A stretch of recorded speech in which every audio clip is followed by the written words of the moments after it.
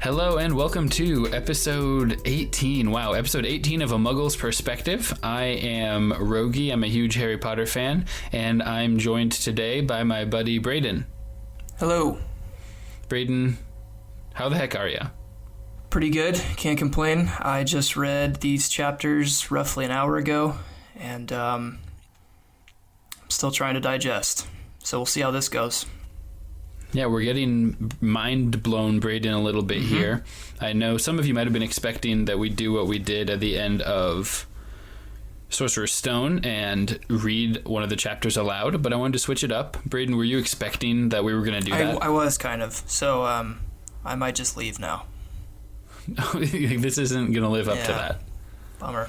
Well, unfortunately for you, you are contractually obligated to stay because we are joined by another person, a guest, a listener, a patron of A Muggle's Perspective. It's Mr. Nate Patton. Nate, how are you? Good. How are you guys?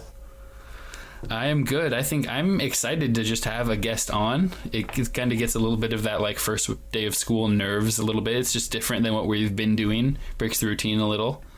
So Nate, we just want to kind of start off asking you a little bit about yourself. So to introduce yourself to our guests, to our listeners, our guests. That doesn't make any sense. And then we can get started with talking about these chapters. So name, age, tell us which Hogwarts house you're in, sort of your background with Harry Potter, maybe how you got into it. And then a special question, what is your favorite Muggle's Perspective moment? Because I know you're a big fan. Right.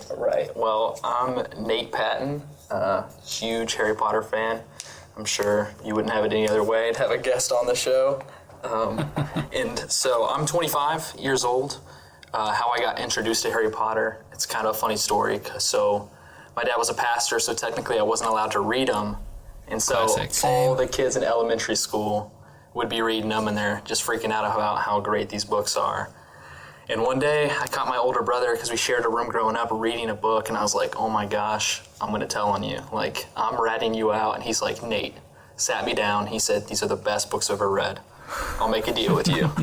I will give you the first book when I'm done and when I start the second book. And he's like, we'll just keep this system going until we finish. And I was like, all right. So it's like my first form of rebellion was reading Harry Potter and acting like I was playing video games upstairs, but I was actually underneath my covers finishing all the Harry Potter books. And my parents ended up finding out when I was on the fifth one. And that was a dark time. But you kept it up for 4 books? Oh my gosh, I read like one per week. It was That's impressive. It was good. It became such a big part of my childhood, but I wouldn't have it any other way. They're awesome.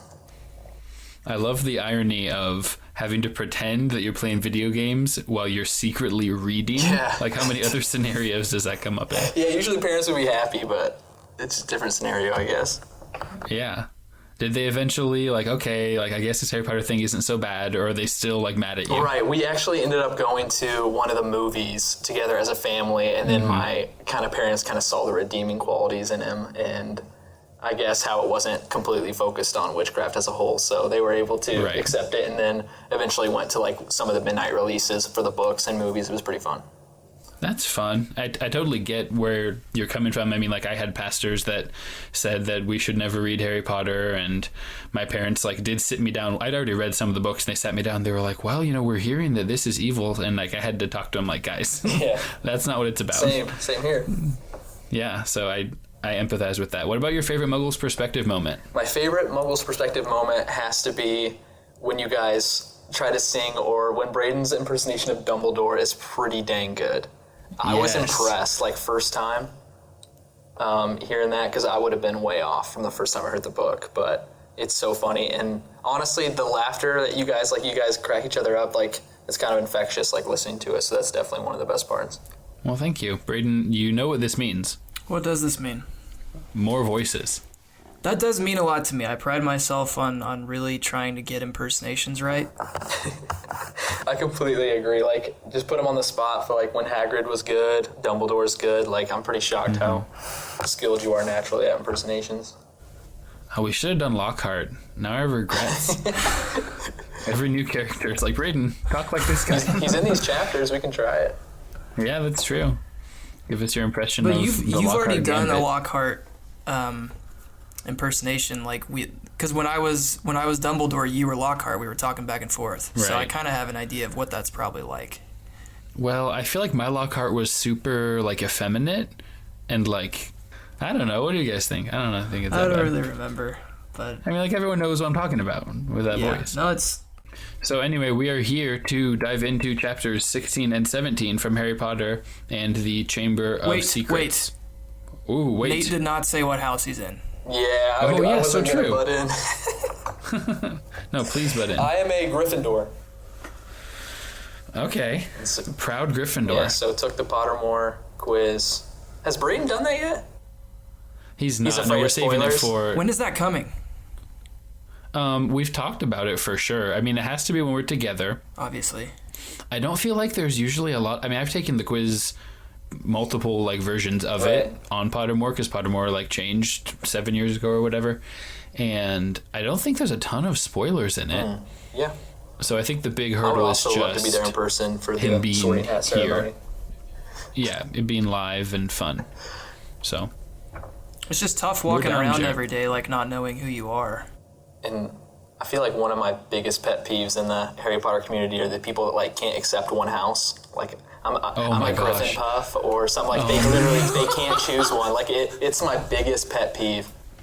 I know that a exactly real what you're thing? talking about. Oh my gosh, Oh my so many gosh. fans, Braden. You can't you honestly anybody on a lot of other podcasts are like I'm a Griffin Slytherin. Like I'm a mix. Depends on the day. It's very frustrating.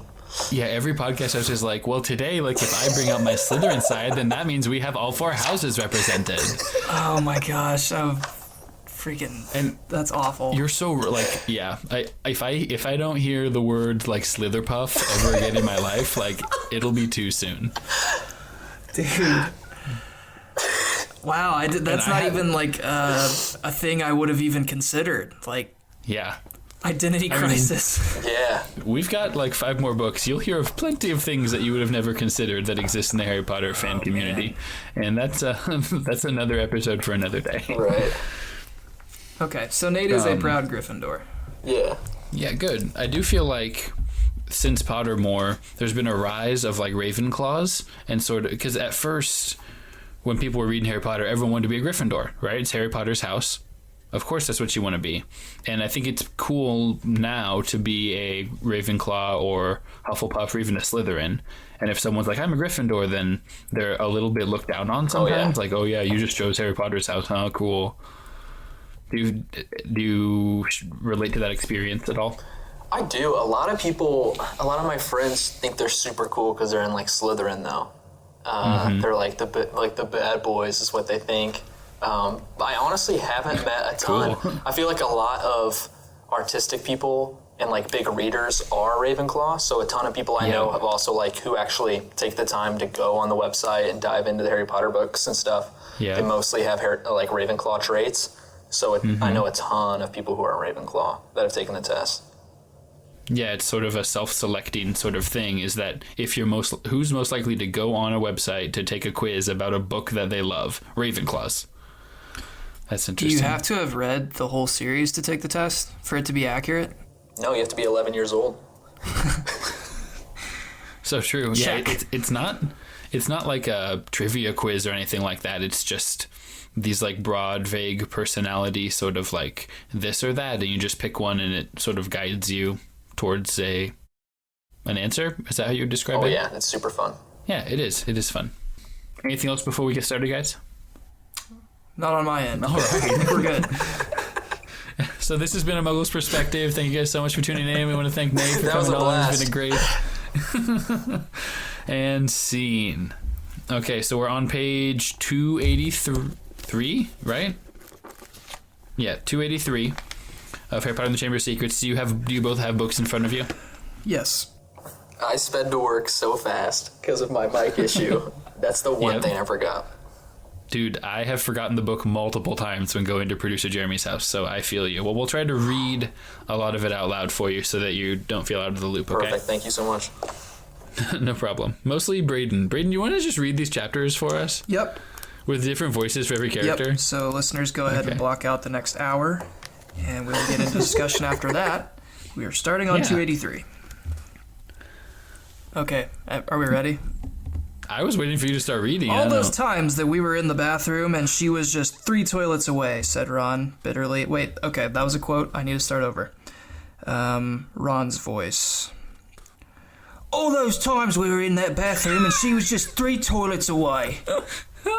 Ron sounds like, that's like middle-aged Ron. It's like Fagin from Oliver. Yeah. That was amazing. Yeah, so I'm not actually going to do that. I'm not going to read these chapters. Right, of course you're not. But we do, I mean, it does start out pretty early on. We realize Professor McGonagall is like, okay, you guys all ready for your exams? Your end-of-year tests? And the kids are shocked. Braden, were you as shocked as these kids are that exams are still happening? Kind of. I think it's a little bit ridiculous that they would think that kids are studying while they're also fearful of their lives. With all the petrifying that's going on and the mystery and fear and you have to be led from classroom to classroom by an adult, and I mean, I don't know. I guess you can't just, like, not do school while you're at school, but you would think they would have given them some sort of heads up, like, hey, guys, still be studying these chapters or whatever, because we're going to... I mean, I kind of get the impression that older students and Hermione-type students would have been doing that. It's kind of like Harry's little group of kids are the ones that are dumb enough to think exams would be canceled. They're just assuming. I probably would have been in that category too, though. That's fair. Like, I would have been annoyed that we still had exams. You know, like when McGonagall says, like, well, the whole point of keeping the school open at this time is for you to receive your education. The exams will therefore take place as usual. And I trust you all are studying hard. Like, I feel like I would have had some smart comment. Like, so at what point was I supposed to be reading? Like, while I was trembling in fear, hiding in my closet, or while Gilderoy Lockhart was leading me to my next class? Both, honestly. Okay. Well, I'll just make sure I'm ready for the exam then. It's like, Braden, your best friend's petrified, but I-Step starts tomorrow, so Yeah. be ready. Yep. You figure it out. You're 11. Make sure you eat a good breakfast, get a good night's sleep. I really like a quote here on 284. Harry looked down at the pair of white rabbits he was supposed to be turning into slippers, which, like, okay, that's Naturally. fine. Moving on. What had he learned so far this year? I mean, could you tell us anything that Harry's learned in his classes this year, Braden? I would say he learned from that whole dueling experience with Malfoy. That's true. I mean, I don't know. I can't give you, like, a specific spell or something, but, like, I feel like that was a great learning experience. Yeah, he definitely has learned information and he's learned life experience things, but I don't think he'd do great on a standardized test about magic. No. I don't think so. So, but we do get some good news besides just exams. Continuing, we learn about the Mandrake potion. These mandrakes really haven't been on the top of my mind. I kind of forgot that they were coming. I did too, and can you kind of remind me, as well as maybe some of the listeners, like what exactly those are supposed to do?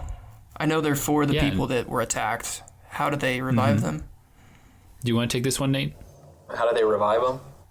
Like, what? How do the mandrakes? How are they useful? What's the point of them in this? My problem is I remember them from the movie, but I don't know how they would, like, even extract it.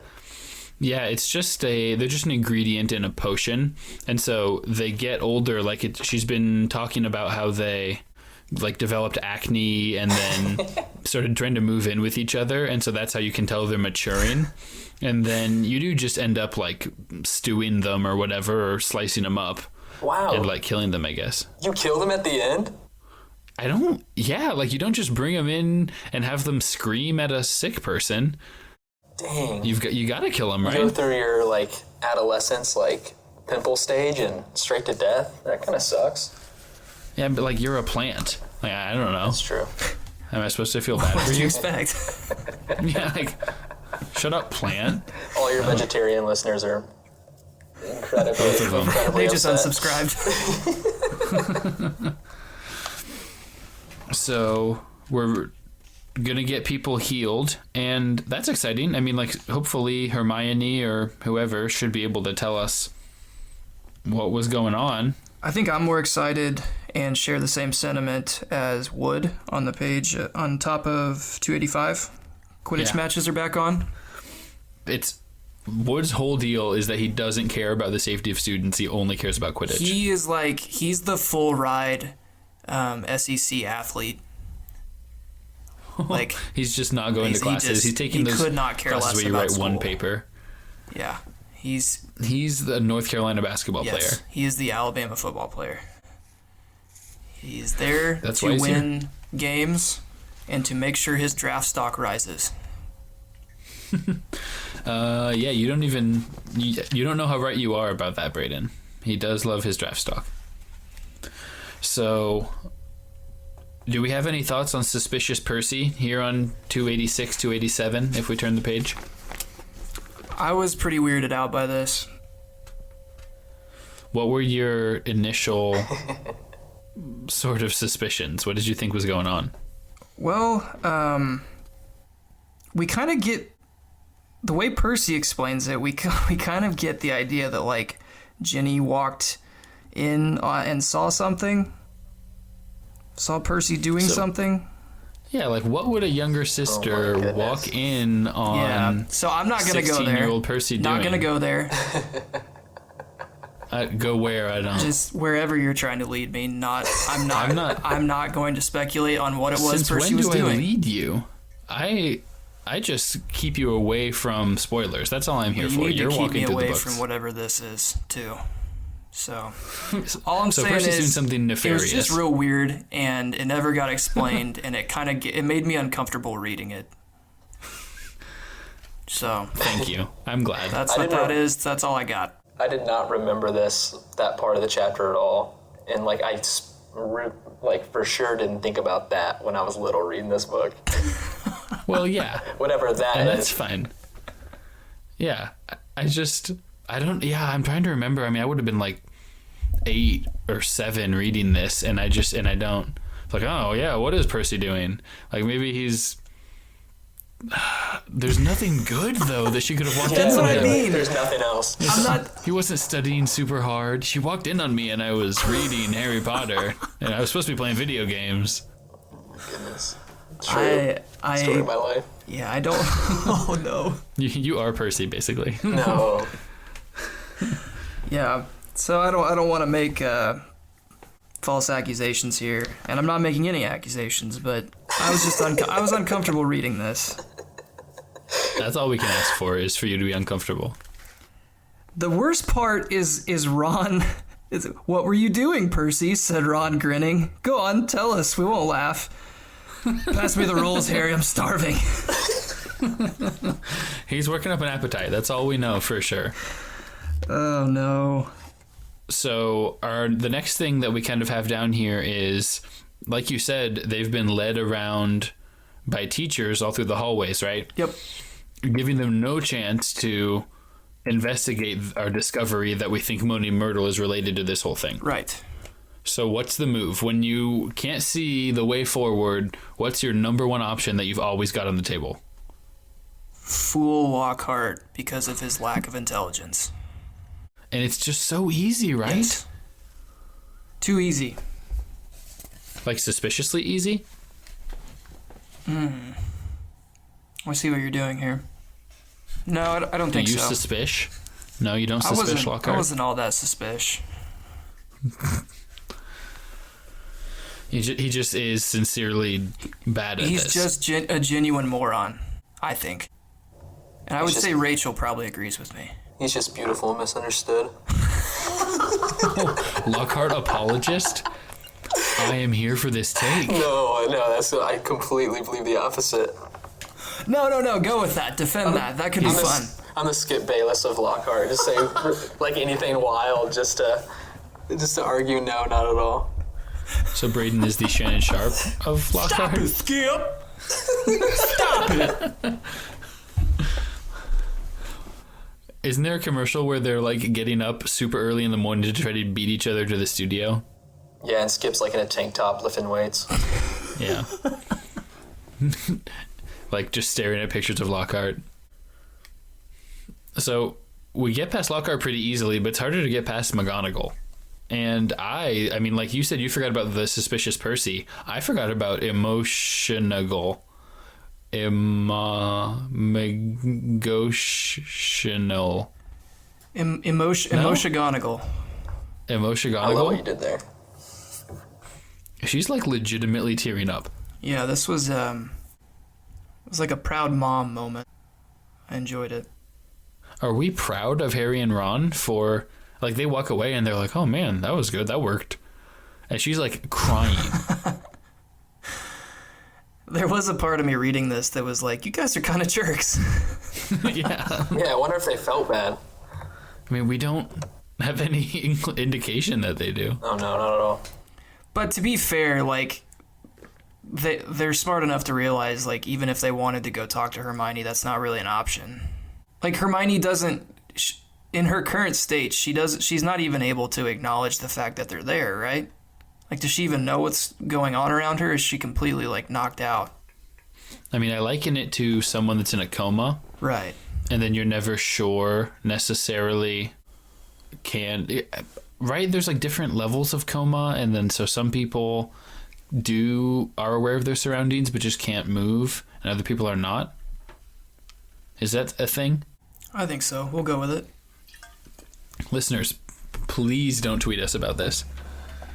We're just making stuff up about comas, and I'm so sorry if I was wrong about comas. You're not sorry? What do you say? Do you want them to, like, get off of you, I guess? I'm telling y'all to gear off me. Get off me! Get off me! Your Nate, turn, what's Nate. the fans' perspective on "Get off me"? Hunger off me. Are we the only ones that think this is funny? Oh, I think we definitely are, Rogge. Oh my word, ger off me. No, it's I definitely use it in my day-to-day now, especially at work. Oh, yes. With all the other Muggles perspective heads that you work Oh with? yeah. That's all awesome. we talk about at the water cooler. You should get like one of those things where you're holding your phone like slyly and you're just filming the conversation.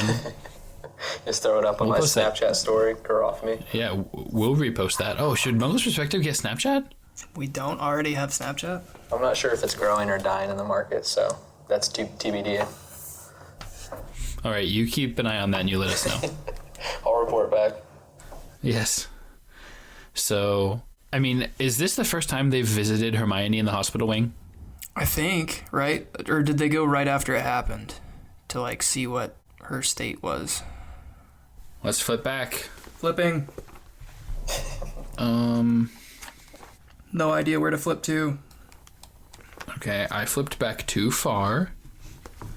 Originally. Flipped back to Cornelius Fudge. Yep, I think it's this chapter.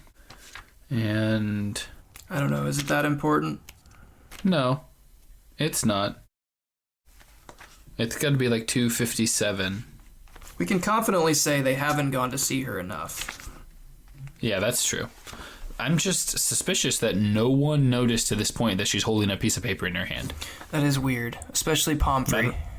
Yeah, like she's got to be like feeding her or whatever.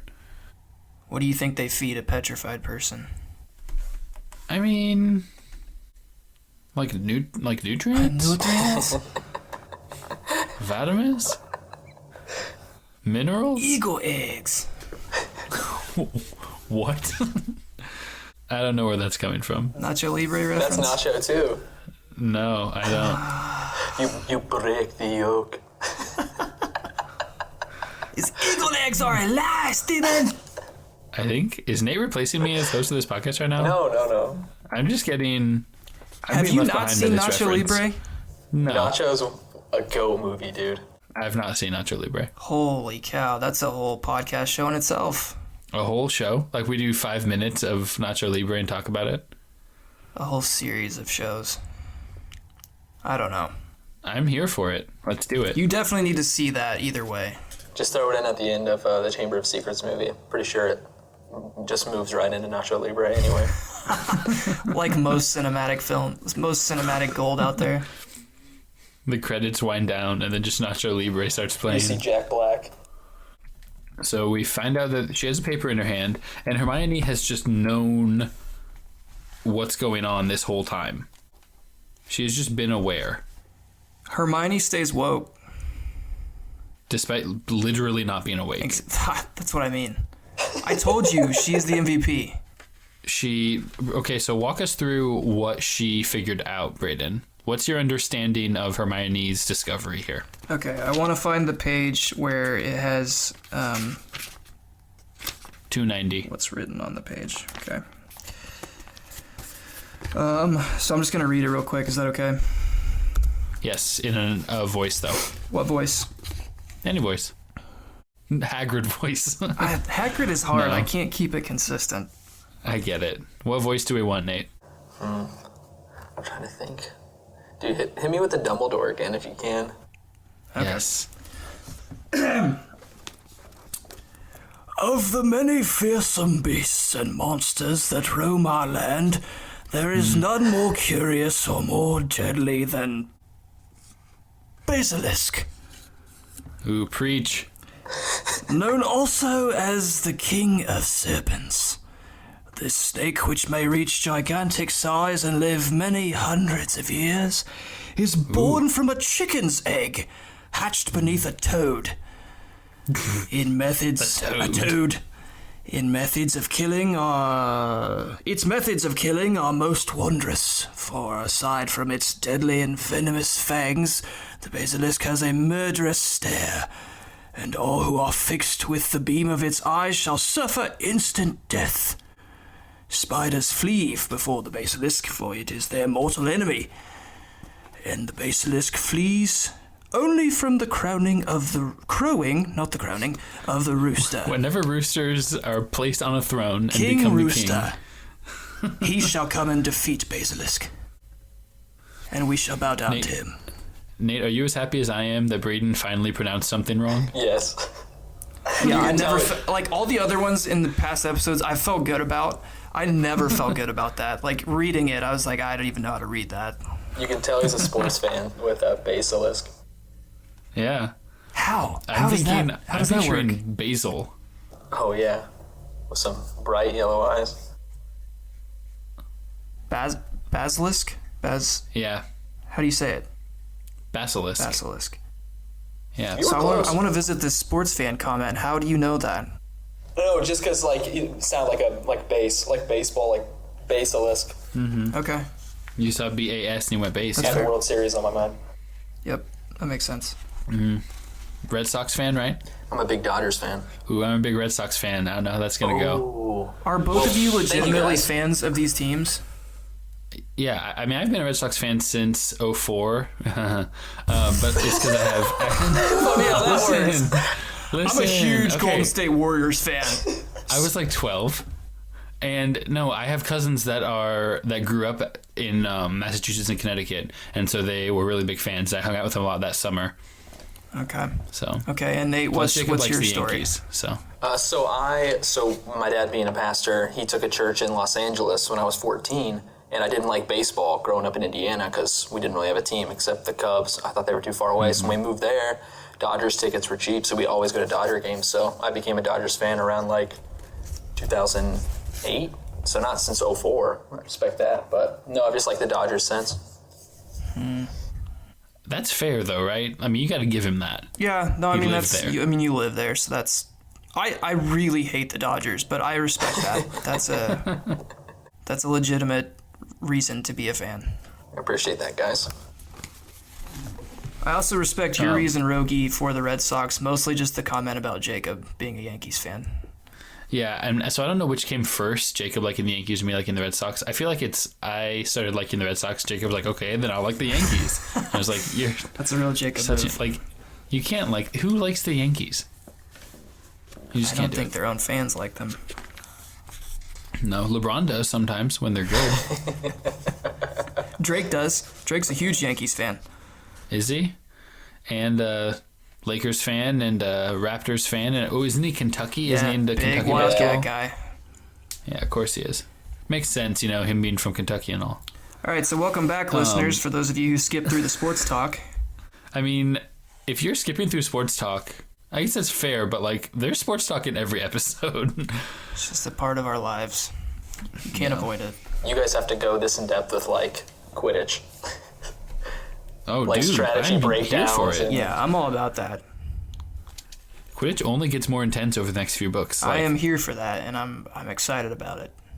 Yeah. Yeah, you're gonna love it. So what are your thoughts on this whole basilisk thing, Braden? Just stream of consciousness. What are you thinking about it? I'm thinking it makes total sense. Especially the whole thing about the spiders, right?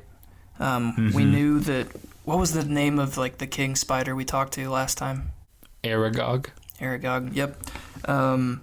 He kind of made mention of that, right? That, like, there was this huge thing that, like, even they were afraid of. So, like, this is all...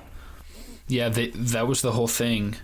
They wouldn't... he knew what it was, but they wouldn't tell Harry and Ron because it's the thing the spiders fear most, so they won't even speak its name. It's like they're Voldemort. Yeah. Big deal. I think it's hilarious that it comes from a chicken's egg hatched beneath a toad. Yeah, that doesn't seem that hard. I'm supposed to just read over that and not really think anything of it. But joke's on you, J.K. Rowling, because I did. I did think something of it. Thought it was weird. Yeah, I don't know if I understand Like, as a that. first-time reader, what do you do with that? Like, do you wait until the chicken is about to hatch its egg and then move it under a toad really quick? It's the age-old question, what came first, the chicken egg or the toad? The chicken. I mean, I would say the toad, but, like, you need an egg first, right? Do I you? feel like, Or a toad? I feel like Salazar Slytherin would be like the only one who could answer this question ever. Yeah.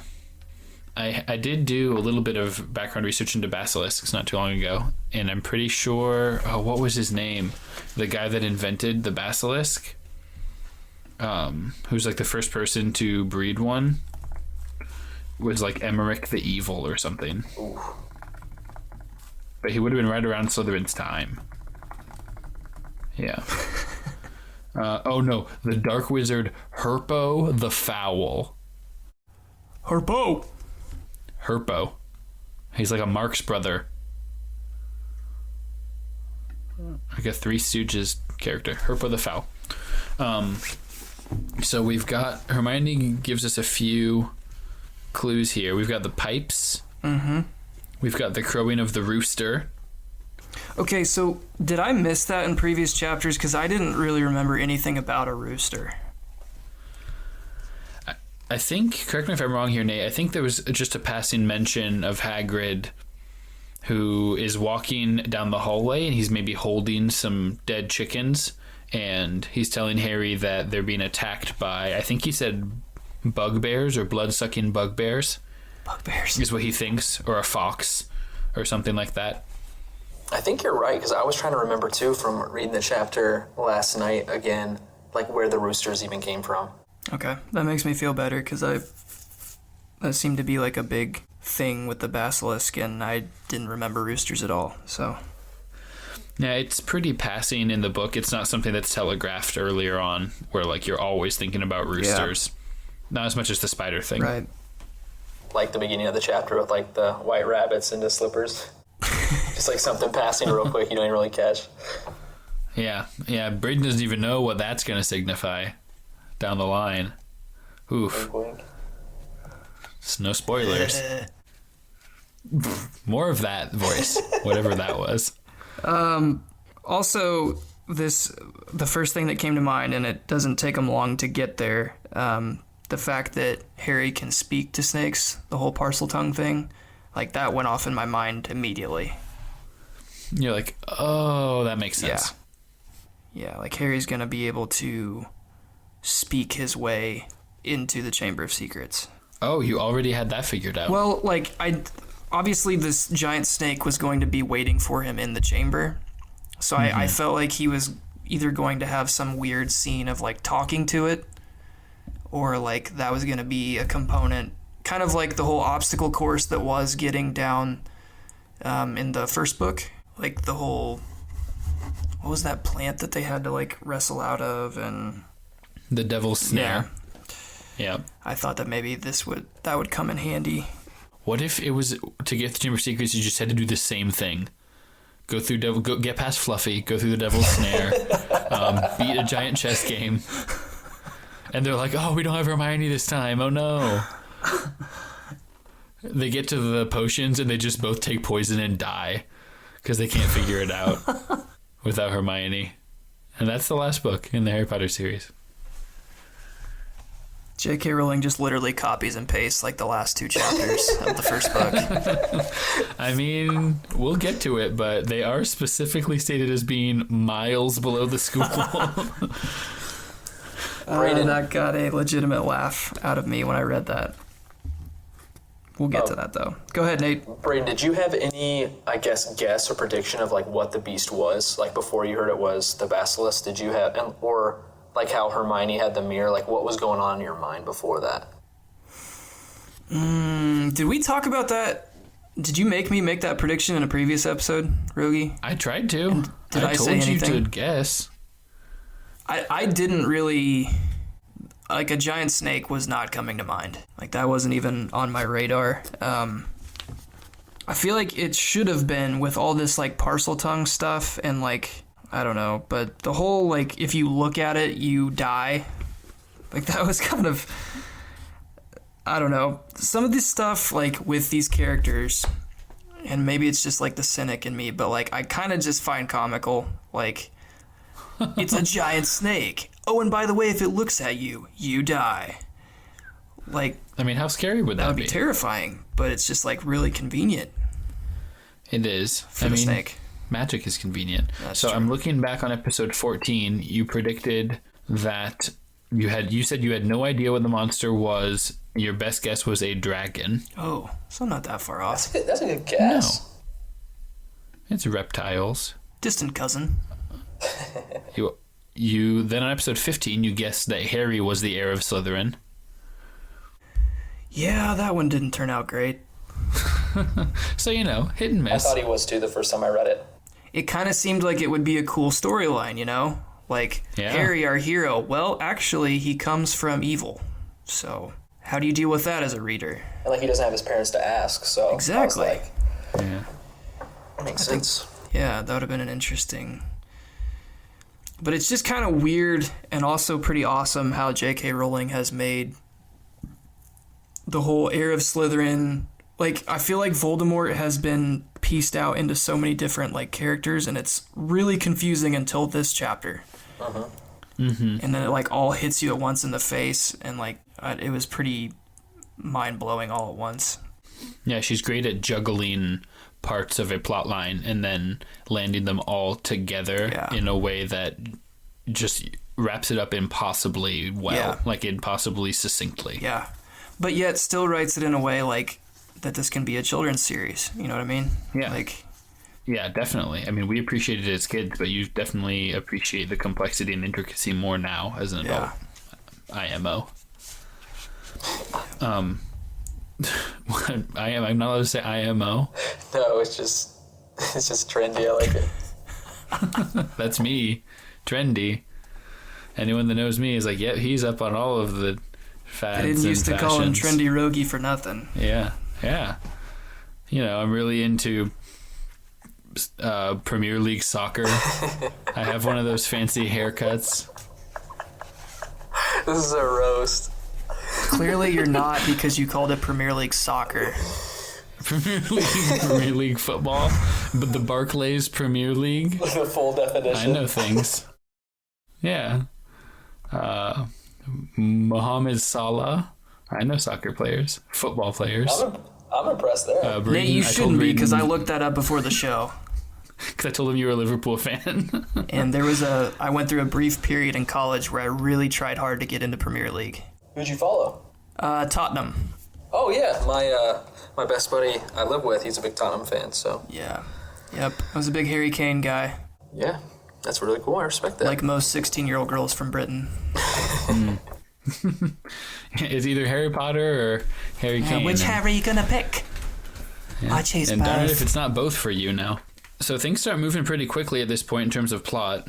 We find out that there's a basilisk in the school.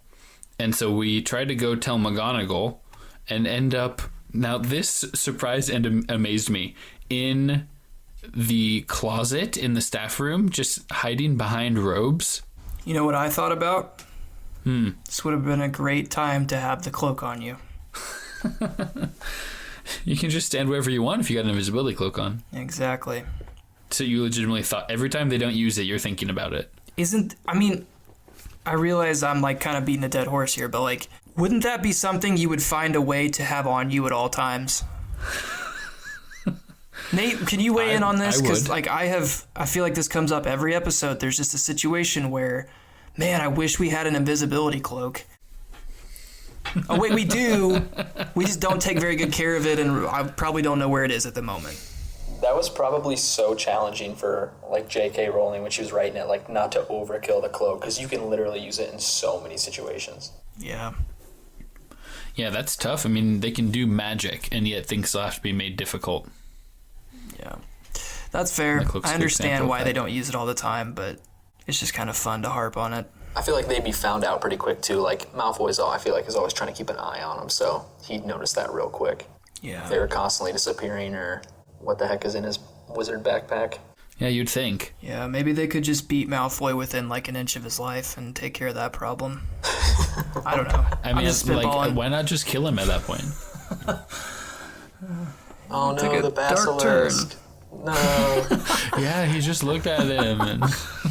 That's weird. He's beat to a pulp. Man, petrified. That stinks. The basilisk must have like slithered over him and given him all those bruises. His tail is really big. Oh, he's a pureblood? That's weird. Yeah.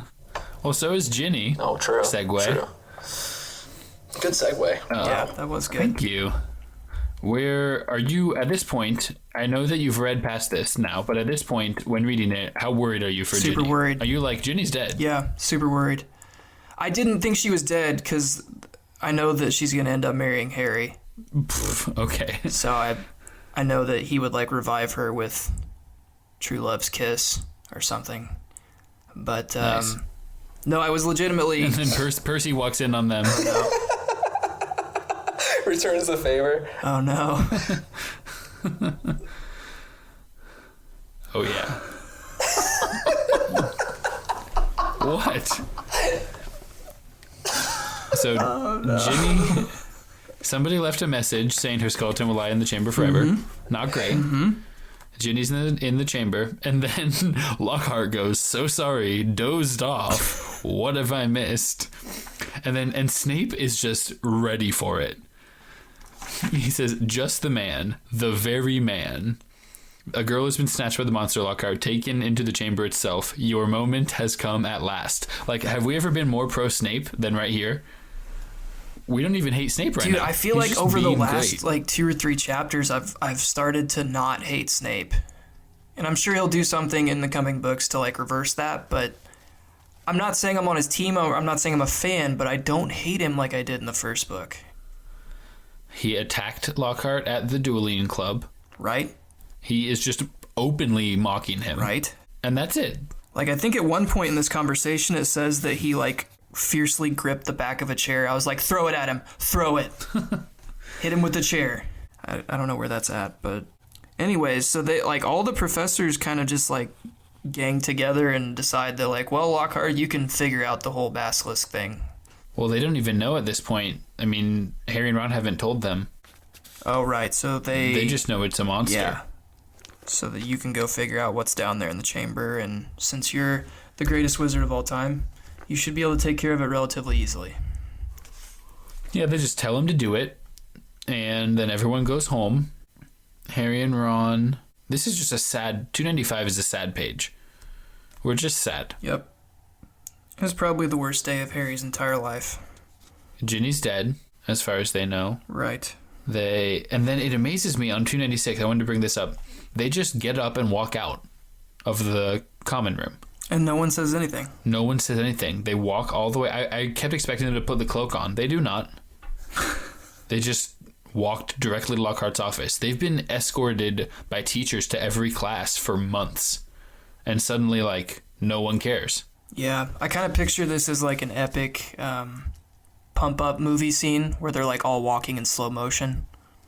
And, like their arms are swinging like way farther out than they should. Mm-hmm. Lockhart's flipping his hair. Yeah. Yeah, like Harry kind of like pushes the bridge of his glasses up a little bit in slow motion. Ron's like cracking his knuckles. Ron takes a bite out of like a chicken leg Yeah, just a big... that he pulled out of his pocket. And like sort of like half offers it to Harry.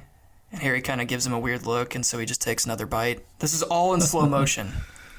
You've thought about this scene a lot. Yeah. So we get to Lockhart, and then, I just kind of want to give you the floor here, Braden, to be upset about Lockhart. Page 297, 298. What are your Lockhart thoughts at this point? He's just a weak-willed, sorry excuse for a man. And I don't really know what to add to that. So what makes you say that? What about his personality is really hitting you at this point? So he's just gonna pack up and leave. Like, there is a defenseless 11-year-old girl who potentially could be dead. Mm-hmm. And it's your task to go and do something, try to figure out how to save her.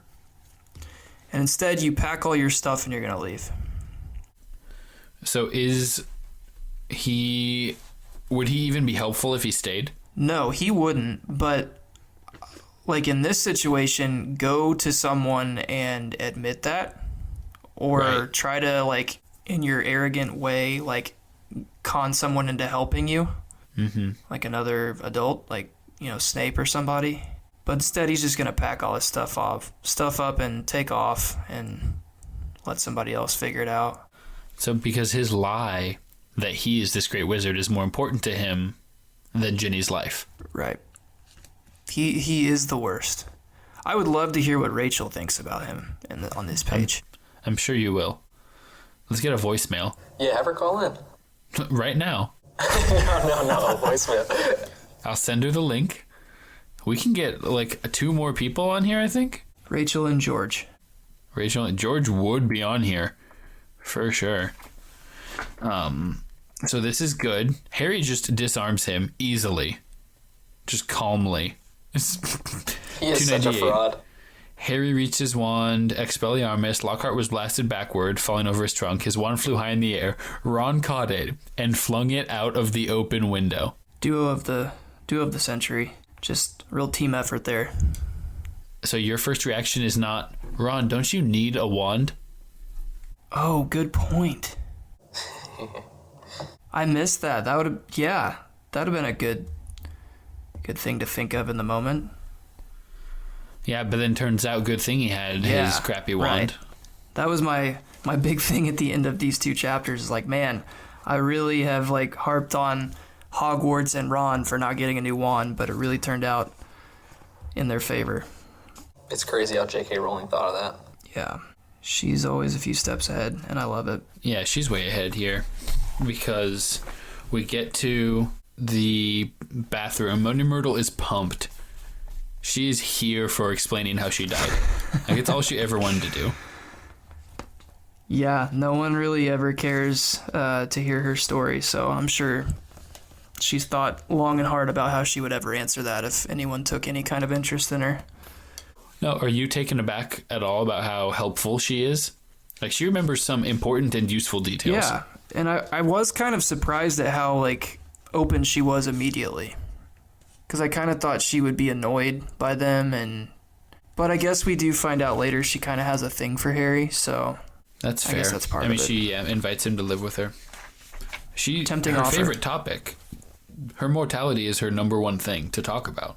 That makes sense. Because it's what makes her important still. Or special, I guess. We get that. Ron pushes Lockhart down the pipe. I like that. I liked it too. Yeah. Did you like it, Nate? Yeah, Nate, what are your thoughts? I did. Every time I read this, I think that Harry should have let Lockhart hit the bottom first so he knows it's safe. Yeah, I agree. I hadn't thought of that until I didn't think about that until reading your notes here on the rundown, but like that seems like the better way to go. Like, just use Lockhart as like a guinea pig for this whole process getting to the chamber. Yeah, because who cares if he dies, right? No one. Obviously, but then also all of his fans. Well, good point. Mrs. Weasley, Hermione. Yeah, Mrs. Weasley would be crushed. Molly. So yeah, I mean, is there anything else that jumps out at us here before we get to the Lockhart Gambit? I don't think so. Should there be? No, just checking. We get to, so we're on page 303. Walk us through what I labeled Lockhart's Gambit, Braden. Okay, so we'll read through your steps here and then kind of apply them to the text. Sure. Step 1, wait for something scary. Step 2, faint at a logical time. Right. Step 3, dive at Ron? Question mark. Step 4, profit. So was he planning this whole thing, like, for how long? You would have to think the whole time, and that's another good point, or I guess sort of solidifies your point of like throwing him down the pipe first and kind of making him go through things ahead of you, because you can keep your eyes on him, your squinted eyes on him. Yeah, I mean, you got to be squinting at this point. Yeah. If you're not, like, it's a real squinty part of the chapter. Like, what are you even doing? Like, are you even in the Chamber of Secrets if you're not squinting?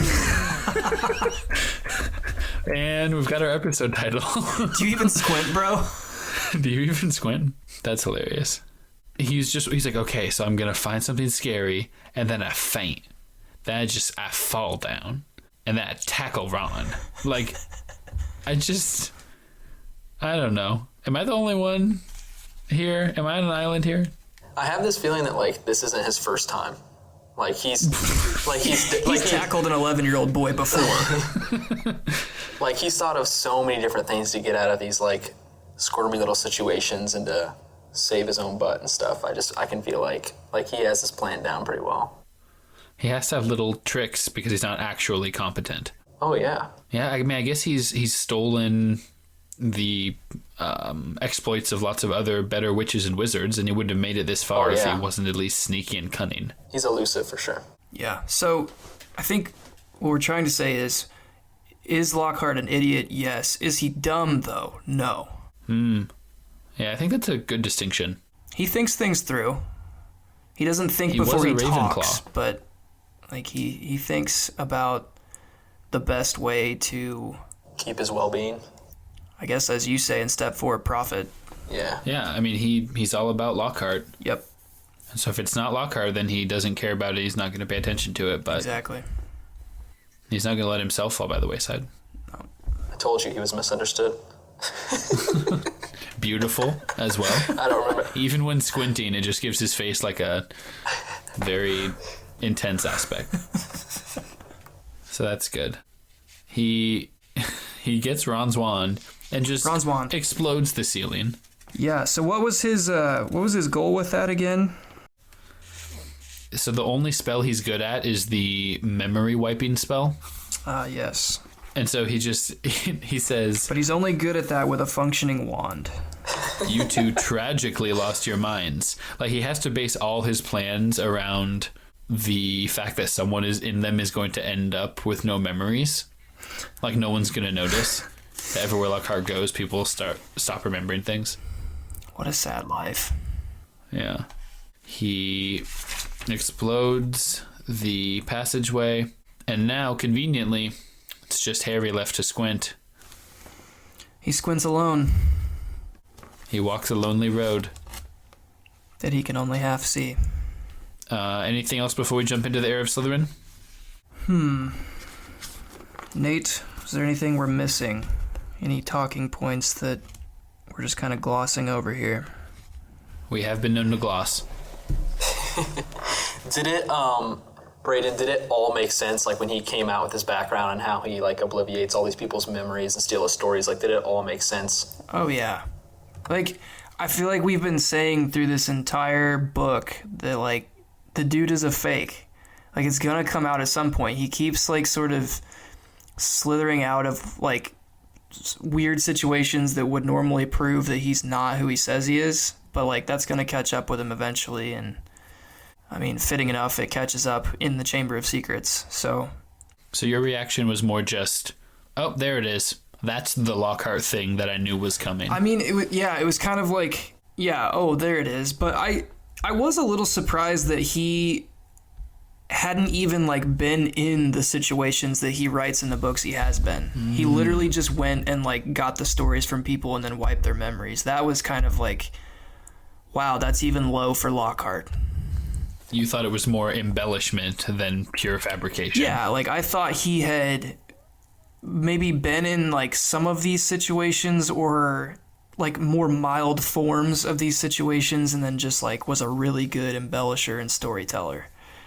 But he literally didn't do any of this. Other people did, and he just wrote himself into their stories. Uglier people did these things. He tries to like justify it, like, well, could you? No one would want to hear about this if it wasn't like for me and my good looks. Like that witch had a hairy chin. No one's gonna want to know about that. She had a hair lip. That's like a cleft palate. I don't even. What page is that? I was close. Yeah, it's got to be 291. No, yeah, I mean hair. That makes sense. I get it. It's got to be. Nope, not 291. 297, 298. That's where it is. Gotcha. That's where all the Lockhart stuff is. Well, it's safe to say Some she probably had a ugly hairy old chin too. Armenian warlock. Yeah, probably. So we're going to take a brief break to hear from one of our sponsors.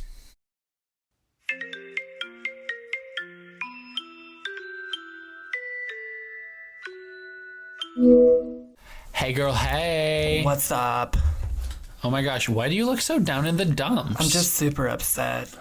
What could even be upsetting to you? You're gonna get married. I know. You're engaged. I know, and I'm going to look fabulous, but the problem is... No problem. No, I have a huge problem. A problem? Like a big prob. I literally can't find anyone to take video. I want video footage of me in this beautiful dress. You gotta get a videographer. I can't find one. I can't find any good ones. Oh my gosh, haven't you heard of Logan R. Hayes? Logan R. Hayes? Who is that? He is only the greatest videographer. He does weddings and like short videos, and he like raps sometimes. He's the rap guy? Yeah, he can do it all. Holy cow, if I wanted to like get in touch with Logan R. Hayes and maybe find out more about like what he does and maybe contact him about my wedding, how would I even do that? OMG, do you remember his name? Yeah, you just said it. It's Logan R. Hayes.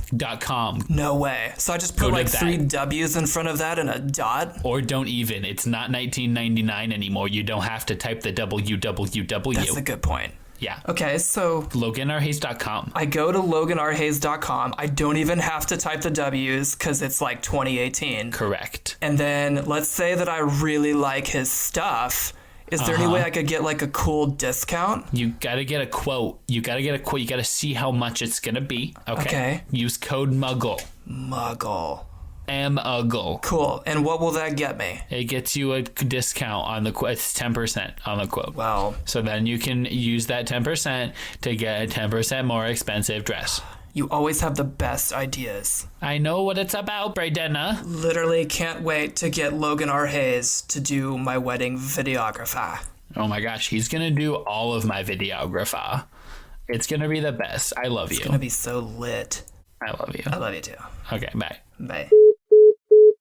Okay, listeners, so we are back here for the second chapter of episode 18, The Heir of Slytherin, and we're going to take a little bit of a different approach.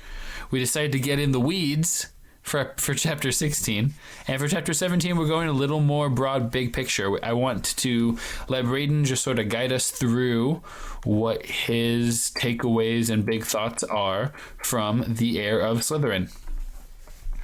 So, Braden, Tom Riddle.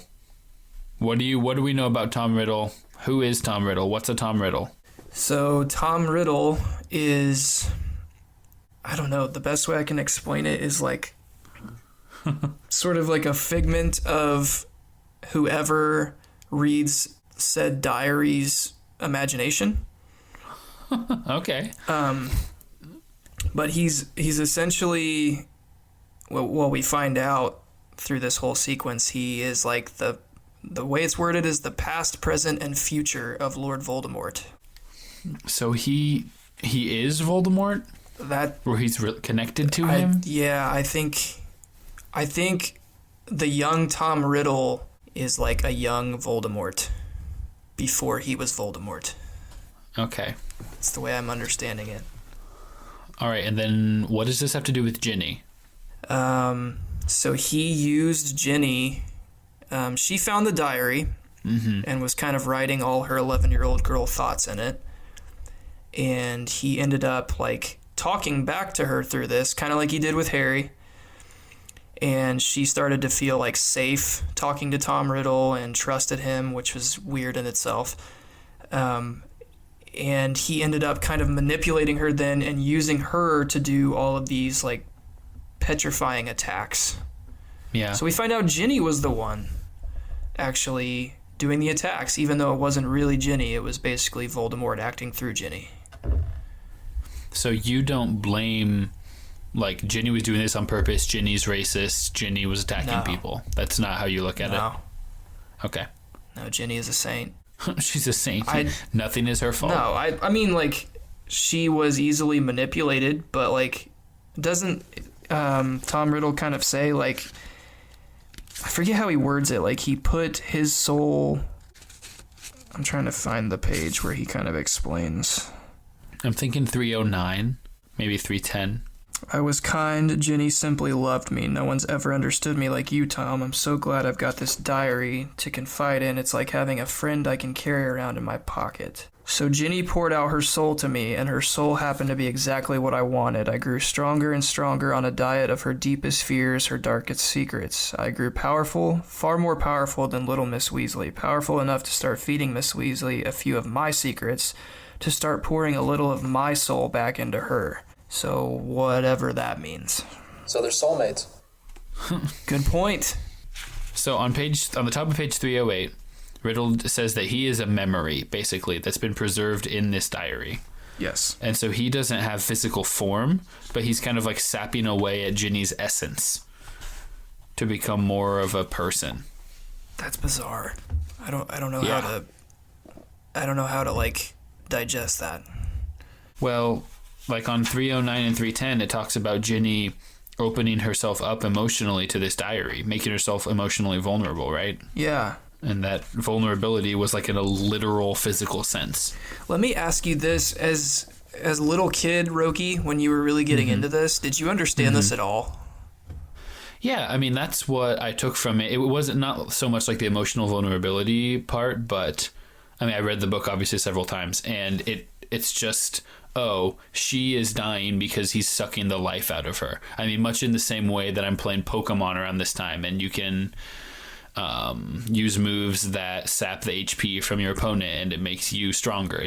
I'm just seeing it as like a sucking kind of thing. Okay. Does that make sense? Yep. Absorbing. So he was just a memory, and then he's starting to absorb her. Okay. Kind of like how he was taking the bodily form of what's that professor's name from the first book? The super old. Yeah, the geriatric guy. Yeah, Quirrell. Mm-hmm. Yeah, that's kind of Voldemort's thing. He's like, well, yeah. He's like trying to use. He like has to get the life out of other people in order. Well, he doesn't have his own body right now, right? As far as we know, I guess. What are you gonna do? It's like a lot of scary movies, like with evil spirits. They like slowly try to take the life of somebody else. Mm-hmm. It's like Venom, right? Pop culture reference. Man, trendy Rogge back again. Yeah, he's back. All I know is that it's a movie with Tom Hardy in it, and so it's worth seeing. Kind of like Spider-Man. Is it like Spider-Man at all? Yeah, it's from the Spider-Man comics. Okay, and Tom Hardy can't control himself now, maybe? I think it's a mutual bond from what I've read. Yeah, I don't know. That's what it's kind of like. Does that make more sense, Braden? Yes. Okay. So we're like 5 pages of explanation. Yeah, Tom Riddle really monologues for a while here. Yeah, we get a lot of Tom Riddle. Like, talking about being a student. You were just right about him framing Hagrid. What can I say? You can be modest. I don't know. Yeah, that was a great call. I definitely tried to lead you. I was trying to get you to think that Hagrid was guilty, for sure. I will never believe that. What, that he's guilty of anything? He's only guilty of wanting to have a good time. He's guilty of alcoholism. Yeah. Or wanting to have a good time. Okay, I guess depending on how you spin it. That's fair. So, let's see. Did you get the... Let's go to 314. Did you get the riddle, pun intended? Yeah, that was good on you, J.K. Rowling. Well done. I didn't ever see that. I mean, I and am is a little cheap, Yeah. I think. Yeah. But, like, it's the second book in the series, written for little kids. Like, I mean, I suppose as a 15-year-old, that's what you could do. You're like, oh, I can make I and then am and then Lord out of my name. Then I've just got the next, 10 letters. What can those spell? it works out. So it's not bad. I like that he just, wrote it in the air with his wand. Pretty impressive. Is this I'm imagining this is a pretty intense scene in the movie. And also kind of weird because Tom Riddle is only 16, right? Yeah. So he's just an awkward amount older than Harry in this scene. Mm-hmm. I mean, the difference between 12 and 16 is... It's vast. I mean, it's there. Yeah. As someone that spent 4 years with 12-year-olds, can confirm. Yeah. 16-year-olds are a lot bigger and more mature. Can you, picture yourself at 12, okay? Mm-hmm. Now picture when you looked up at a sophomore, junior in high school from 5th grade. Yeah, that's fair. And the sophomores and juniors at North were, huge. Yeah, they were. Corn-fed. Farm boys. Yeah. They made some real football players up there. Oh, yeah. That's how they grow up in North Montgomery. Right, Nate? Sure. Nate knows. He gets it. Nate would have been a Crawfordsville fan in another life. Yikes. You can't even comment on that one. Because you're just going to have to show me around, I guess, sometime. Yeah, absolutely. Yeah, for only $50 a month, we will... If you go to our top tier Patreon support, the Dumbledore tier, you get a tour of Montgomery County, including... I've never even been to Braden's childhood home, because it's 45 minutes away from civilization. God's country. God, that's good. South Bend? Yeah. No. No, I literally grew up in the middle of nowhere. Yeah. And I loved it. He'd come over to my house, and he'd be like, yeah, I'm coming. I'll be there in half an hour. Yeah, no, I literally lived 30 minutes from that whole group that hung out in high school. Anyway, Harry... Now, we're worried for Harry at this point, right? He doesn't have a wand. Right. Tom Riddle / Baby Voldemort does have a wand. Baby Voldemort. Baby Voldy. Yeah. Yeah. He's going to rap battle with Lil Dumby. I'd pay money to see that. I would too. And then Spin Zone, they end up squashing their beef and getting on an album together. Yes. Anyways, yeah, we're in a real sticky situation here. He has Harry's wand, and now he's going to awaken the snake. So the snake's on its way, but a bird shows up? Yeah, the Phoenix. Dumbledore's Phoenix. Which, and have we said his name yet? You should right now. Yeah, I don't know how to say this, so I'm going to go with Focus. What the Focus? And that's kind of why I wanted to say it that way, because I think that'll be fun from here on out. And also a little dangerous, but... yeah, I stopped myself, and that's saying I've something. been saying it wrong for years. How have you been saying it, Nate? No, Fox. Yeah, just Fox. So That's close. not as fun. It's pretty fun though. Fox. I have a fantasy team, 2 fantasy teams right now called For Fox's Sake. And it's just pictures of Fox and Dumbledore as the picture. That's a wizard band name for sure. Oh, wow. For Fox's sake. For Fox's Sake. It's like an indie band. Like Fleet Foxes. Fleet Fox. Wow, that's really good. Trendy Rogge. I need a t-shirt company ASAP. We get Fox, and Fox has a hat, and so great. Where did that come from? So this is is this your beef? Yep. Do you want to do the honors, Nate? Do you want to lead us you into the should beef? definitely do it, Nate. Oh, yeah. Yeah. Let's get beefy. Braden's beef. That was such a good siren, honestly. That was. So what's your beef this week, Braden? So again, like magic, that always answers all my beefs. But where the heck does this bird and the hat come from? Just all this, like Dumbledore's just hanging out above them in the clouds, like waiting for Harry's like most desperate moment, and then like, well, here, take a bird and a hat. What? I don't understand. Where is Dumbledore? Where did this come from? I mean, what the focus? Yeesh. I'm doing that thing where like I like pull on my collar, like ooh. I get no respect. I get no respect. The whole I'm Rodney Dangerfield thing. Rodney Dangerfield? Why did I say Harvey? You're mixing him with Harvey Dent. Yeah. Or Harvey Weinstein. Yikes. Yikes. R.I.P. Ooh. Okay. So there's a bird. Where is Dumbledore right now? That's a fair question. He's not at Hogwarts. That's a good prediction. Yeah, where is Dumbledore? Well, McGonagall said he's coming back. Okay, so that's your answer. Where is Dumbledore? He's hiding in the bushes said he's coming outside back. of Hogwarts. Like Homer Simpson? Yes. That meme. Aim for the I bushes. think he's got to be somewhere around. Like, he knew that Harry needed the Phoenix and the hat and apparently a friggin' sword. Yeah, I don't... Somewhere around. Yep, that's my prediction. Now, do you think that he can, see what's going on in the chamber? Do you think he can read Harry's mind so he knows what he needs? How does he know to get Fawkes to Harry with the Sorting Hat at this time? Predict. It's a tough one. Yeah, how do I even begin to... Maybe the Sorting Hat and Fawkes just hang out in the Chamber of Secrets all the time and just were like, oh shoot, Harry's here? The Sorting Hat does talk. So it's just talking to Fawkes, and Fawkes is just looking at it. Dude, check it out, it's Harry! They go on like long flights. They're so bored. Dumbledore's gone. They're like, that was the only person that we could talk to in the office. Take me to the Chamber of Secrets again. Yeah, like, you want to just go to the chamber, Fawkes? Fawkes is like, wah! That's how Fawkes sounds. Get off me. Hat.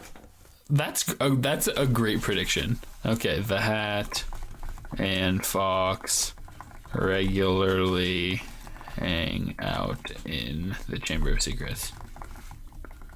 Okay, that answers that question. Yeah, how else would Dumbledore know? How else would he know? Man, I'm really... Like, I don't even know how to predict where he is. Just get weird. I think that he does have a sense of, like... He's got some sort of connection with Harry where he can kind of read... It's like a dad knowing when his son is in trouble. Like dad reflexes? Yeah. And also, he just sends the hat and Fawkes down to the Chamber of Secrets regularly to hang out. So right before he left, he was like, okay, guys, can you just go check out the Chamber of Secrets like every couple of hours? Just keep an eye on it. Just make some kind of like patrols. And if you see Tom, tell him I said he still sucks. I never trusted him, and I still don't. I guess that's true. He could have done that. That's good. So we got a hat. Then they talk like a lot more, which is fun. He wants to know about how Harry survived. Yeah, he's real interested in that. When adult Voldemort attacked him. Which is weird that he talks about it in third person like that, right? Because, I mean, it's his future. Like, it's not him yet. It's like alternate timeline Voldemort. Like, how did you survive when I killed you? What? Twice I failed to kill you, yeah. So we get just some explanation of that. Does this all make sense to you? Harry's mom protecting him with her blood. She, like, sacrificed herself. Yeah. I mean, we kind of learned that from the first book, right? Mm-hmm. Like, it's not like Harry is some incredible wizard. I mean, he probably will bloom into that in later books, I'm guessing, but, like, as of right now, I would say he's pretty average. Mm-hmm. So, I mean, I think it makes sense that he's got some sort of, like, kryptonite type thing that... Yeah. And so I guess we're going with it's his mom's sacrificial blood. So we're just, putting this in context of how important it's going to be for the rest of the book and the rest of the series. Like, hey, just wanted to remind you, Harry's mom sacrificed herself. That's still what happened. Yeah. Yeah, I'm wondering, so a question that keeps coming to my mind, I know that one of the other books is called The Half-Blood Prince, and like Half-Blood's getting thrown around a lot here lately. Yeah. So I'm just like, is Harry a prince? Prince Harry? Does he marry Meghan Markle? I'm thinking Prince, like, the musician. I'm thinking, like, Purple Rain Prince. Ooh. Harry in a little red Corvette. I'm out of Prince references. He was good at basketball. I heard that. He loved, like, the Minnesota Lynx, the women's team.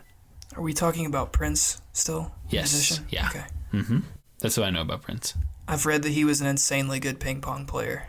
Really? Yeah. Huh, I didn't know that. Like, took real pride in just beating the crap out of people on the ping pong table. Wow. Michael Jordan did that. He had to be good at something. Yeah. He's good at gambling. So true. Baseball. Space Jam. He's good at things. He's a good actor. He's good at Space Jam. Space Jam is so... I'm not a big Michael Jordan guy, but Space Jam is amazing. It is, and I think that LeBron will ruin it trying to make another one. Maybe. He'll ruin our nostalgia for it. Yeah. Unless Bill Murray and Larry Bird are in it. That's true. Oh, yeah. That is the only way he could save it. I wonder what other stars are going to be in there if they get their powers taken. Yeah. Karl Anthony Towns. It's like 4 centers and forwards and Muggsy Bogues. So it'd be like Towns and Porzingis maybe, get like a European guy. Anyway. So the snake shows up. That's good. The basilisk, aka the basilisk, shows up and Harry fights him. Just walk me through. I want to know your blow by blow thoughts of this process. Well, I mean, Harry doesn't do a whole lot. Fox is the real hero. What does Fox do? He stabs his eyes out. Harry kind of like just puts the hat on and like prays that somebody will help him. Which, I mean, I wouldn't do anything different if I was in his situation, but... Or am I missing something? Did he do something else? No, not really. I do like that he's just closes his eyes and runs around for a while. I mean, that is his best defense, I guess. Yeah. But, like, that would be terrifying. To fight a giant snake and also you have to keep your eyes closed. It seems like a lose-lose situation. Now that I'm thinking about it, like, the eyes aren't the part of a snake that I think about. You don't picture a snake's face and, like, have the eyes really jump out at you, do you? No. It's definitely, like, the fangs. Yeah, and the tongue, the forked tongue. And so, like, a snake with gigantic eyes, that's just, like, weird. Especially if they're squinting. Yeah. Well, I guess snakes are always, like, kind of squinting. Are you guys squinting right now, too? Because I am. I'm definitely squinting. I have been this whole time. Thank you. We told listeners, to give you an in, we told Nate to squint the entire podcast. Because we have video on him. We've got his webcam going. It really works. I feel like I'm there.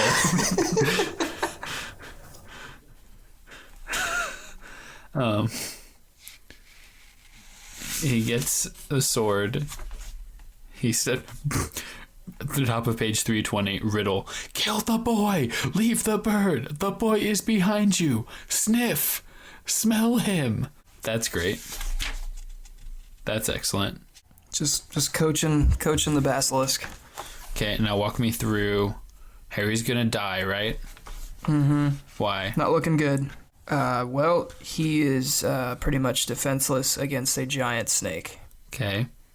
I mean, he's been able to kind of dodge it, but that's only going to last so long before this thing finally is able to probably stab him with its giant teeth. But that's where Fox comes in. Yep. And he stabs his eyes out with his beak. Check.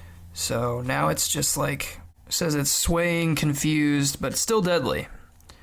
So now Fox is continuing to be the MVP, just like circling above his head, singing a song, apparently. just kind of trying to keep his attention off of Harry. Mm-hmm. While Harry lays there on the ground, muttering, "Help me." Help me. It's like Bill Belichick. Help me. Help me. Help me.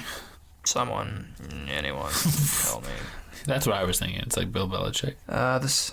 Yep. The snake's tail whipped across the floor again. Harry ducked, and then something soft hit his face. And he gets some help. All of a sudden, the sorting hat is in Harry's arms, which... Okay, so... The sorting hat's in his arms. He keeps saying, "Help me." Instead, the hat contracted as though an invisible hand was squeezing it very tightly. Then all of a sudden, apparently a sword drops out of the hat. Right, so a giant sword has now appeared underneath the hat and hit him in the head. Harry's wearing the hat at this point. And now he can use that sword to stab the snake Got a sword in the mouth. in the mouth. Yep. Yeah, I don't. What's the problem here? Like, in my mind, Dumbledore is, like, watching this somewhere. Like, he can kind of control the hat. Like, it's basically, figuratively, Dumbledore's hand, like, squeezing the sword out of the hat. Okay. Yes. So Dumbledore squeezes the hat when Harry asks him to. Squirts out a sword. And squirts out a sword. Yep. Sword. Like a bottle of ketchup. Sword. Sword. Half sorting hat, half condiment. Wait. It's a sorting hat. You missed your own thing. I said to wait, so I was going to say sorting hat. Ah. Jeremy, cut that and make me first. Oh my gosh. Winner! I said wait. I was like, did you say sorting hat? Man. Dang it. Okay, he gets a sword, he stabs a snake in the mouth, but the problem is that when you get to close to the mouth, then you stab yourself onto the... That's the trouble anytime like, you fight a giant right? snake.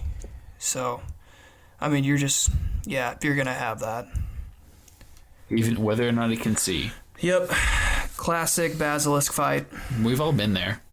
So he kills the basilisk, but... And is gonna die because the basilisk is super Very poisonous. So he's just laying there, but thankfully he has Fox, and Fox comes and cries on him, and everything's better. Because apparently the tears of a phoenix will heal a poisonous snake wound. Yeah. Did you know this about phoenix tears? I didn't. I know it's like a thing in some mythologies, like it's a thing in like Final Fantasy games and stuff. Really? The tears of a phoenix. Yep, so she didn't just totally make it up. But Fox has another thing that he does. Did you miss it? After this, what's the next thing Fox does? I'm on 321. Am I too far? I'm on 322. So Fox brings the hat, stabs the eyes, distracts the snake. And then goes and gets the diary. Cries on Harry, then goes and gets the diary. It's a smart bird.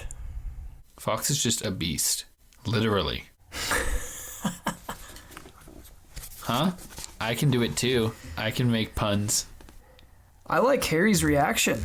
Without thinking, without considering, as though he had meant to do it all along, Harry seized the basilisk fang on the floor next to him and plunged it straight into the heart of the book. Why not the sword? Is the fang the only thing that could stab through it?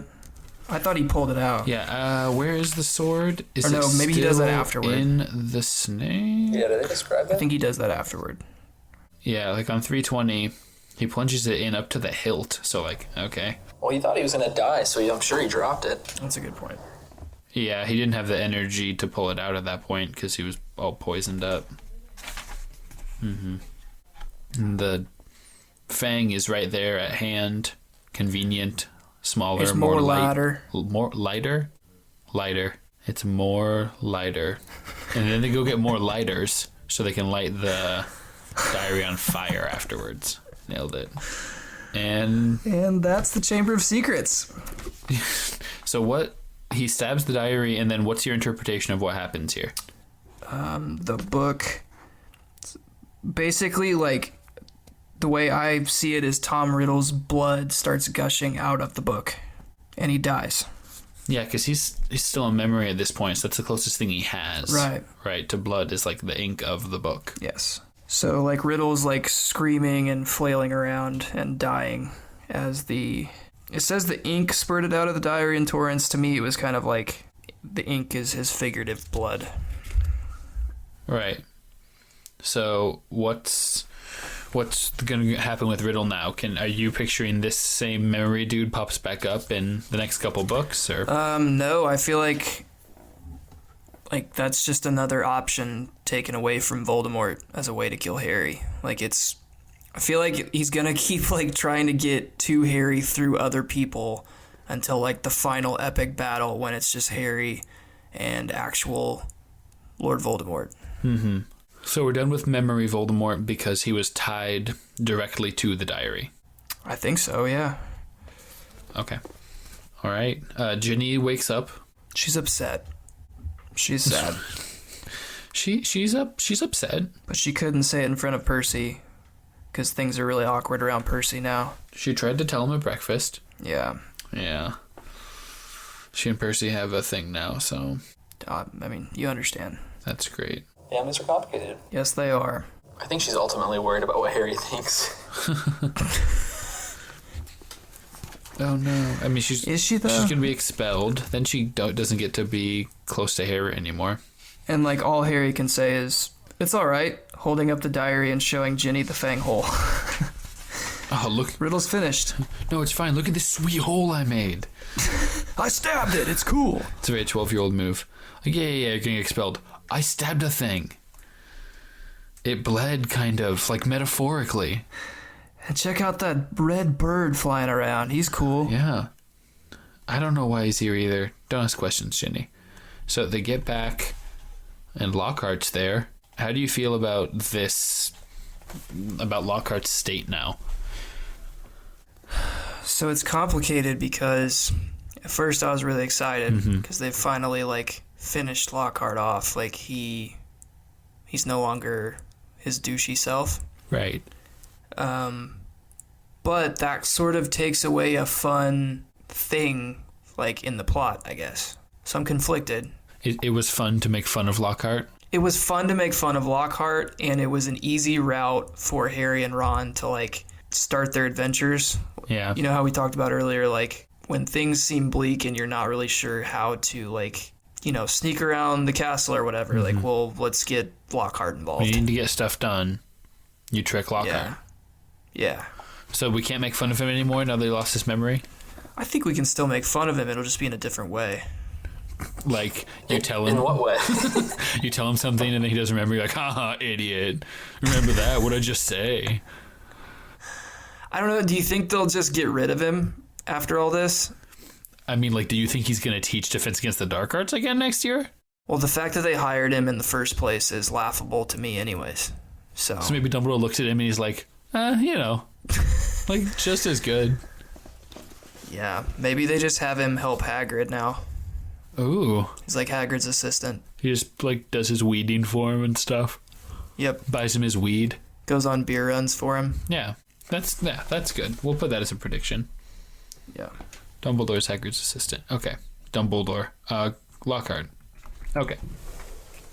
So then, just when you thought that Fawkes was done doing everything in this chapter, being the Hermione of this chapter, he carries them all back up to the bathroom. He flies them through the plumbing system. And you're just that's fine. That's a normal thing for Fawkes to do. I mean, after the epic showing we had of that whole fight with the basilisk. So are you more impressed that he killed the basilisk than that he carried 4 people up through the pipes? Well, how big is a phoenix? I mean, fairly big for a bird, but what does that mean? Even if it's the size of an eagle, let's say eagles are big, right?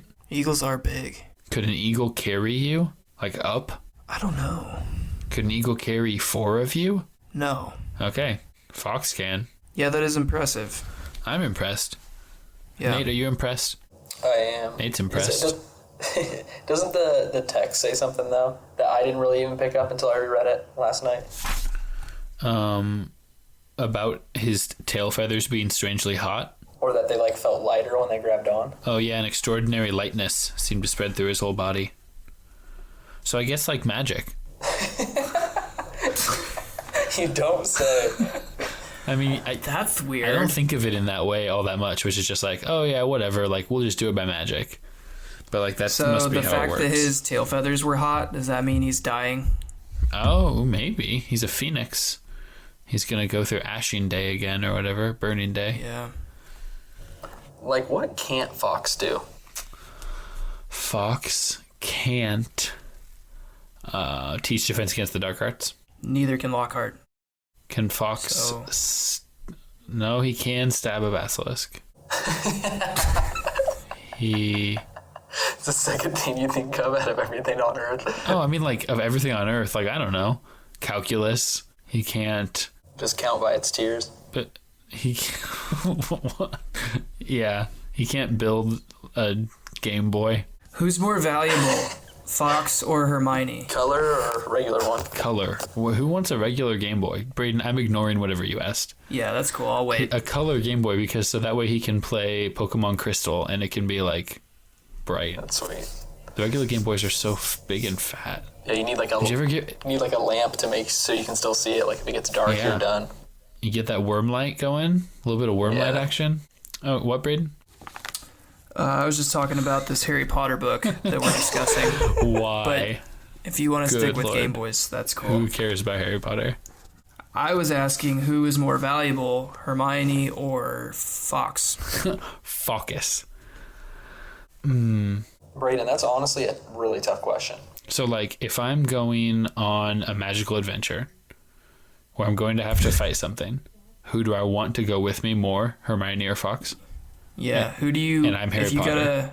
you gotta face up with Voldemort and his squad. Who do you build your team around, Hermione or Focus? So I'm like Harry Potter. I'm like an averagely skilled wizard. Yes. Is Hermione petrified or is she almost? No. This is Cat Hermione. This is still like furry claws, but her mind is still Can there. she use a wand? Yes. That makes it tough. How old Yeah, is so she? both would technically be pets still. So true. Is this like Chamber of Secrets, like 12-year-old Hermione? I think I'm taking Fox, honestly. Nate, are you in agreement? I'd have to choose a sorting hat. Oh. It can talk to you. Oh. It can All do your right. swords. Yep. you- They can drop a sword read on your your head. mind. So. Yeah, what if that plan nearly backfired, like when it almost knocked him out with that sword? Or like if it fell with the blade going towards him. Ah, shoot! I killed him. Dang Fox. it. It knocks him out, and then Harry wakes up, and he's like bound to a chair or something, and Riddle's just like slowly cutting off his like toes. Wow. It's like Princess Bride to the pain. Or he's like slowly cutting a piece of tender fox meat Oh, no. and like serving it to That's Harry. worse than what I said. That's I dark. know. I know. Eee. I don't feel like Fox is a plump bird. I don't feel like roasted phoenix is going to be delicious. It's going to be like stringy and sinewy. That's what makes it worse. He knows it's terrible. He just wants to make Harry eat it. I'm suddenly hungry. I had Taco Bell before this. I'm good. Me too. BB Crunch burrito sounds good. Taco Bell is the official dinner of a Muggle's perspective. It is, honestly. It's so true. This is good. They go to Professor McGonagall's office, which is trash, because, like, it's still Dumbledore's office, right? Am I right? It will always be Dumbledore's office. It's not McGonagall's office just because Dumbledore isn't here right now. Young Dumbles. Myrtle's like, oh no, you're alive. Dang it. Dan. Oh, dang it.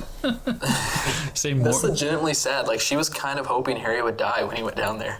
Wait, it's sad that he didn't die. But like in a really like romantic way. Like, in a sick way. Like, she really wanted him to die. Oh yeah, she's creepy. But it was out of love, guys.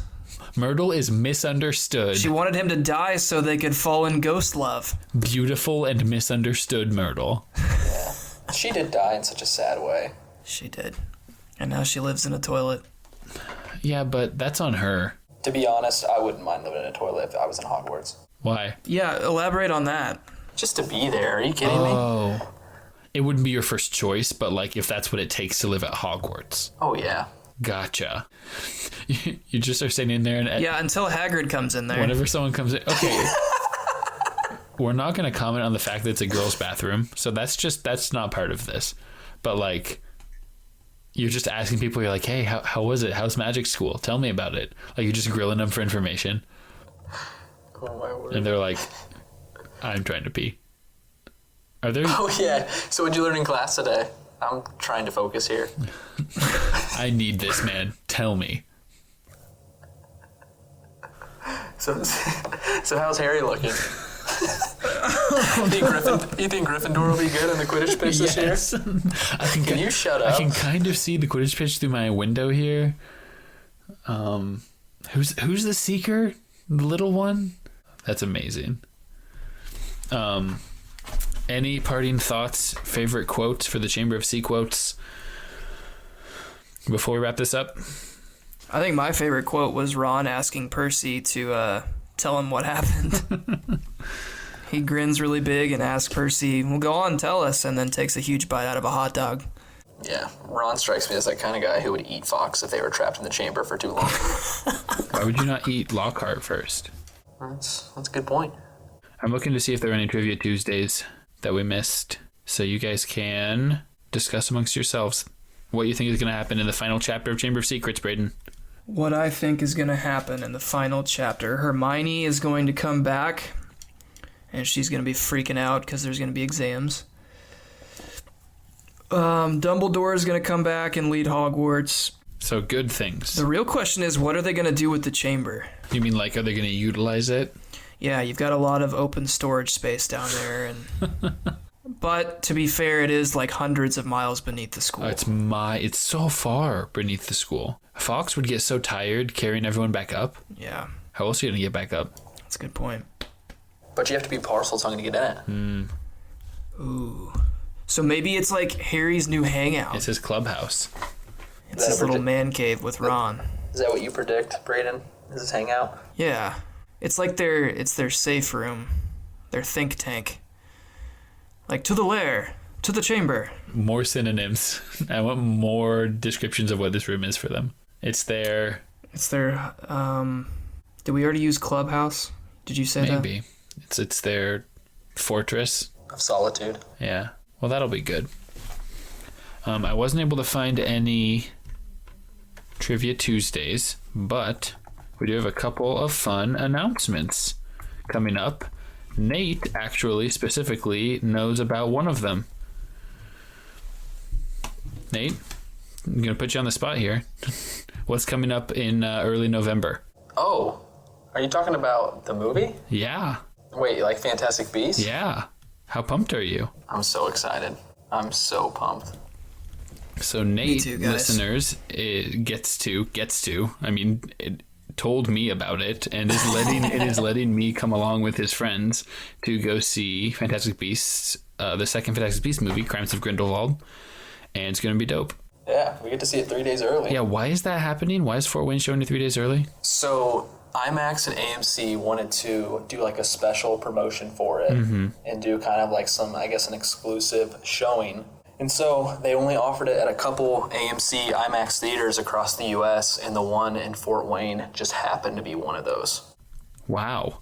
Which I couldn't believe it. Like, I saw it on a Hypable article, and I was like, man, I wonder what the closest one is. Probably Chicago. When I saw it was like Jefferson Point, Fort Wayne, like I freaked out. Like instantly messaged you and others that I knew and asked if they were interested, and just got the tickets as soon as I could. I haven't checked it out yet to see how much has been sold out, but my heart was racing when I saw it. I'm so excited. Yeah, it's going to be awesome. I thought Fantastic Beasts, the first movie, was really good, especially for a Harry Potter movie. I thought it was excellent, and I'm really excited. And what's even better is we have like great assigned seats, so we won't even have to like wait in line, won't have to camp out, like anything like that. We just show up that Tuesday and watch it early. Yeah, that is really nice. So be prepared for our thoughts, or at least maybe posts about it, pictures taken, Little Moguls Perspective meetup going on then. So yeah, we want to thank Nate so much for coming on. Nate, is this an enjoyable experience? Yeah, I loved it. It's been a dream for a while to be on a Harry Potter podcast. It was so much fun.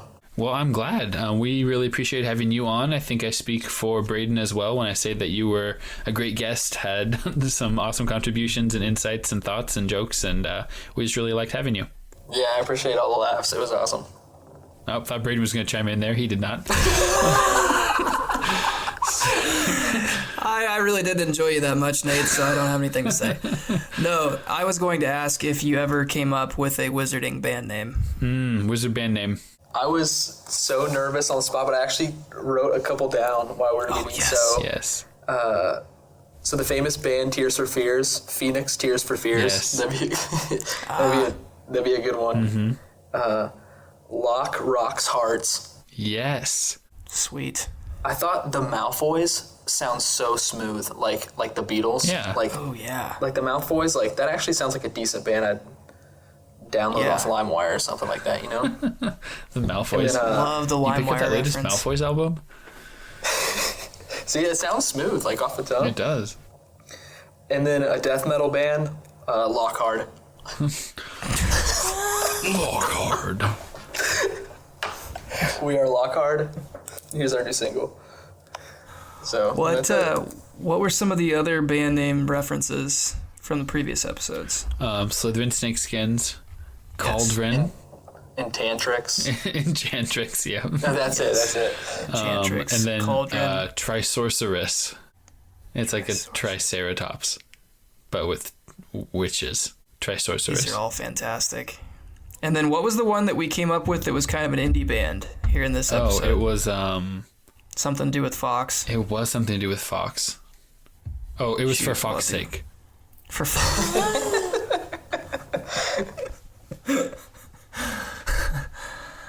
Oh, that's awesome.